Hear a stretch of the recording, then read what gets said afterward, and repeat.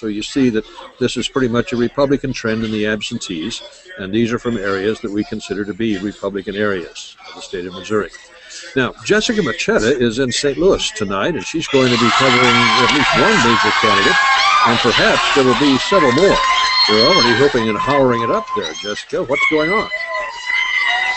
Well, there's a lot of cheering. I can barely hear you, and it's because they're watching the big screen TV on the other side of my monitor here, showing some votes come in for President Obama.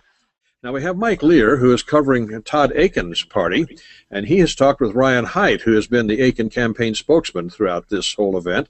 And we talked to him a little bit earlier in the evening. So, Scott, if you'll please play that. Speaking with Ryan Haidt with the Todd Aiken campaign, how do you feel tonight?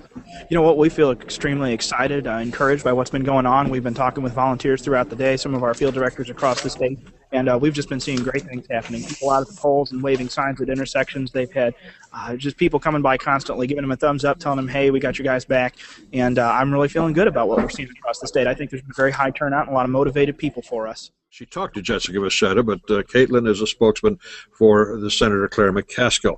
And Jessica interviewed her, and we have that available now. And Scott, if you'd let everybody look at it, please. Legacki, she is with McCaskill's campaign. Caitlin, has this been a long day of preparation for you? It's been a long day and it's been a long campaign. We sent our first canvassers out at 5:30 this morning, more than 1,000 of them that early. We've had many. What you're seeing is a map of the state that shows the counties that have been reporting in their totals. And as you'll notice, the dark green counties here are the ones that have reported all of their precincts. They're done. They've counted all of their votes. Here we are. It's not quite 9 o'clock, and we have something like 14 counties that are done counting all of their votes. And throughout why do you think lawyers, the legal profession, has come under the kind of attack it has come under from people who want to make this kind of a change in our court system? Well, I think it's very simple. There are some in this country who want to be able to control judges just as they control the other politicians or politicians. And I guess the people in the Aiken camp not only are disappointed that he lost, but I think they're probably disappointed in the margin by which he lost. They are. Several were surprised that it was close to begin with, and none want to attribute the loss directly to his comments in August. Of course, the legitimate rape comments and some of the other controversial statements that were made, but of course they all attribute it to that. They all say that was a part of it.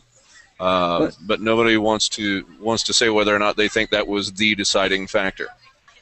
That certainly seemed to have started to trigger the landslide away from him. And everything else kind of built on those remarks as the time went by. More and more remarks were attributed to him. More and more quotes were made to him.